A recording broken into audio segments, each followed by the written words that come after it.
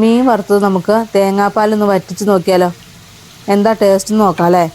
അതിനായിട്ട് ഒരു പാത്രത്തിലേക്ക് 2 സ്പൂൺ കാശ്മീരി മുളക് പൊടിയും, ഒരു അര സ്പൂൺ കുരുമുളക് പൊടിയും, അര സ്പൂൺ മഞ്ഞൾപ്പൊടിയും, ആവശ്യത്തിന് ഉപ്പും, ഒരു ചെറുനാരങ്ങയുടെ പകുതി നീരും ചേർത്ത് നന്നായിട്ടൊന്ന് മിക്സ് ചെയ്ത് മസാല തയ്യാറാക്കാം. ഇനി ഇതിലേക്ക് ഞാൻ സിലോപ്പി മീനാണ് എടുത്തിരിക്കുന്നത്. ഈ മീനിലിട്ട് നന്നായിട്ട് മസാല എല്ലാം പുരട്ടി ഒരു 5 മിനിറ്റ് റെസ്റ്റ് ചെയ്യാൻ വെക്കാം.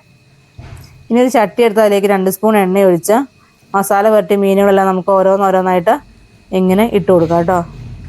ഇനി തീ ആദ്യം ഹൈ ഫ്ലെയിമിൽ വെക്കുക, പിന്നീട് മീഡിയം ഫ്ലെയിമിലേക്ക് വെച്ച് കുറച്ച് കറിവേപ്പിലയും കൂടി തൂളി നന്നായിട്ടൊന്ന് വേവിച്ചെടുക്കാം. മീൻ ഉടഞ്ഞു പോകാതെ മറുവശം കൂടി നമുക്കൊന്ന് വേവിച്ചെടുക്കാം. നന്നായിട്ട് ഫ്രൈ ആവേണ്ട, ഒരു പകുതി ഫ്രൈ ആയാൽ മതിയാവേ.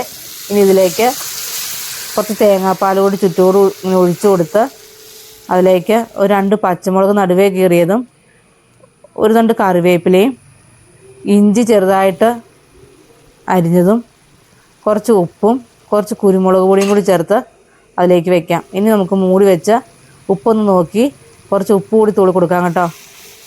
ഇനി മീൻ മറിച്ചിടേണ്ട കാര്യമില്ല, ഈ പാൻ കൊണ്ട് നമുക്ക് പതുക്കെ ഒന്ന് ചുറ്റിച്ച് വിടാം.